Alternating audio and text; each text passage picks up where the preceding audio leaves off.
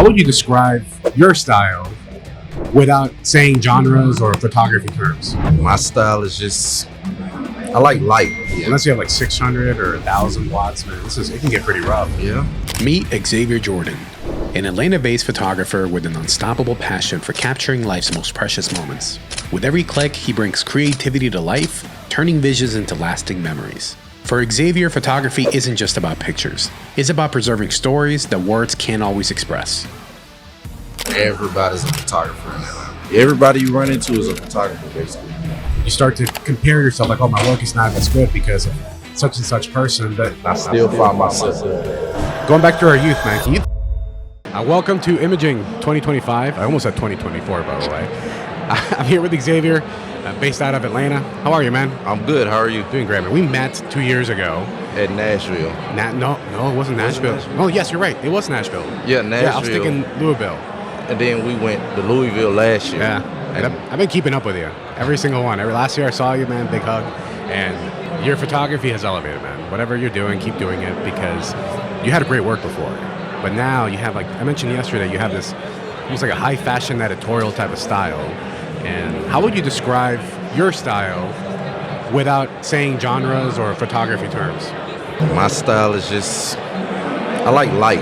Yeah? I like playing with different lights and gel lights, which I'm still not perfected at, but I'm working on it. Nice. And then when I see a shot I like, I just be like, ooh, that's it. Are you an outdoor kind of photographer, indoor, studio? What's your preference? I prefer indoor because I like to use my strobes. Yeah? I can't stand trying to fight the sun. I know, man. Trying to overpower that thing with off-camera lighting. Yeah. Unless you have like 600 or 1,000 watts, man, it can get pretty rough. Yeah, and the sun wins. Yeah, that's true. That's very true. And also the elements. Yeah. And the police, when they say, do you have a permit with that light stand? That happens in Tampa a lot. I mean, they got some places in Atlanta where you got to pay like $200 an hour. An hour? And it's a minimum of 2. Damn. So that's crazy, man. That's crazy. So tell me, what particular genre are you in right now? What are you hoping to get to in the near future? What's interesting you? I want to focus more on portrait photography. I like doing studio stuff, especially the makeup. Yeah. All of that. I like art. So I want to focus more on portraits, and I'm not big on weddings. I don't like weddings. It's too much work. It's stressful, man. Yeah. It's so stressful. Then if you get a bridezilla, it's just... I quit weddings at the right time, right before, like when Pinterest started taking over, and every bride is like, "Oh, I want to look like this." I'm like, "You get it? That's a $20,000 wedding, right? Like that's a lot of money they put." I can get close to it, but it ain't gonna look like that. Yeah, and no. I almost missed the shot once when they were about to kiss. Almost. I was so petrified that I was gonna miss that because you only get it once. What are you gonna do? You're in the back with a 200 millimeter lens and tell them, "Can you kiss again?" Yeah, no. That's too much, man. That's too much. What's the Atlanta vibe like over there for photographers? Everybody's a photographer in Atlanta. Yeah? Yeah. Everybody you run into is a photographer, basically. So you're trying to compete with this person, that person, your next door neighbor, your cousin, your brother. What's worked for you to help you stand out? Word of mouth. It's the best, isn't it? That's word of mouth, because social media is okay, but word of mouth always brings more business. Tell me a recent photo, or maybe an older photo that you've taken that's like been one of your favorite ones that said, "Yeah, this is me. This is my style." I took a photo of, I can't say this girl, this lady. I just reached out to her, "Hey, I want to do a shoot. It's free." She said, "Yeah." She agreed to it, which she came with flowers on her head, and it was just like, that is like the perfect shot. Is that on your Instagram? I think we can pull phones out, right? Say what? I can have my phone out, right? Oh yeah, I'm just recording you as you're using your phone. It's all good, man. I'm messing with you. Like, this has to be one of my favorites. Oh yeah, I did see that one. It's beautiful, so clean, man. Especially with her wearing white against the white background. Yeah. Nice, man. And then I have another one. She fusses at me every day that she's not on the page, but I'm gonna show you. I like that hoodie, man. I just noticed it now. A friend of mine named Wanda, I work with, she makes them. Yeah? And she was like, "I'll just make you a hoodie." It looks very nice, man. It looks very nice. When you get a chance, have you move the microphone more towards your mouth so I can pick up your voice a little bit more. So we'll do this. Woo. There you go. Oh, see, this too fancy. It's Geek Kodo for you, man. It's actually kind of nice. I am this podcast at Imaging is sponsored. So by what Geek Kodo. made you stop doing photography and focus on the podcast? Time, man. I only have enough time. So I have family life, wife, kids. Okay. You know, you gotta balance. You can't go in all the way on one side and neglect another. I also do consulting as well, which pay the bills. Yeah. And then there's only 40 hours in a week. Well, in theory, right? But I do headshots. I do headshots, which pays well, really well, because I do volume. Is it artistic? A little bit. But this is my creative outlet now. I like doing this now. Outside of photography, man, what do you do? What's a unique thing that you do that makes you who you are? I do a lot of boxing. Boxing. Yeah, I go to the gym. I do boxing, kickboxing, just to work out, stay in shape. What kind of discipline does boxing teach you, man? A lot. Self-control, not to take your anger out on everybody. What's a common misconception about boxing? Keeps you calm. Yeah? Yeah. Especially when you get to put on headgear, spar, get some technique in. It's different. You ever had a broken nose, man? No, I've had 2 broken fingers. Yeah? By accident. By accident? Yeah. And my coach was like, since you can't punch, you just gonna learn how to kick. And then that's when I went into kickboxing and Muay Thai, where I just do kicks and Muay Thai knees. people are nuts, man. Yeah. Oh my God. And it was just different. I used to do like this hybrid version of Kung Fu way, way long ago. And it would compete in these like kumite type of matches. And I remember going up against a guy that did Muay Thai. I kicked his leg. It fucking hurt, man. It hurt kicking his leg. Finally. There it is.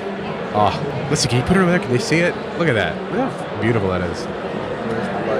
You really do control that light. And look at that hair light. Yeah, I love my light. What are some of the photographers that you tend to come here to listen to and see what they share? I don't really know too many photographers.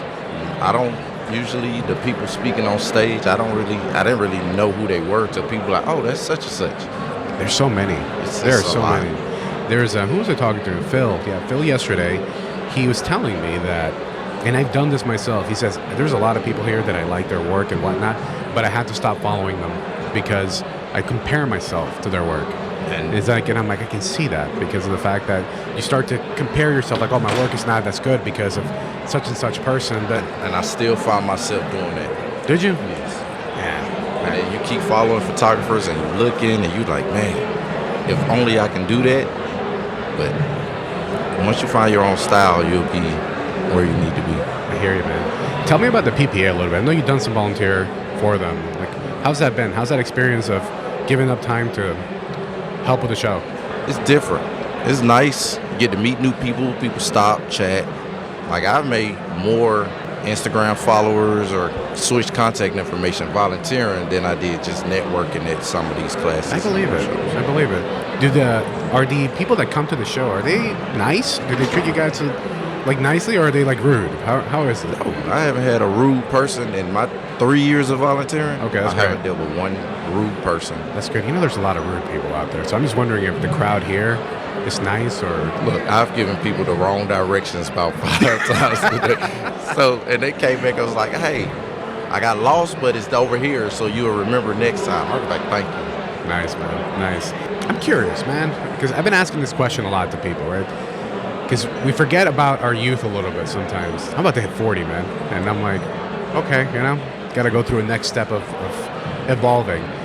But going back to our youth, man, can you think of a memory when you were a kid that you haven't thought about in a while, that when you think about it now, you're like, oh, man, yeah, that was a lot of fun, man. Yeah. Back in the day, you just go jump in the sandbox, just play around. I miss all the bikes, man. Yeah. That's one thing I do miss about today's world. I'm in Florida, and everybody just closed their door, not a single bike in sight. Yep.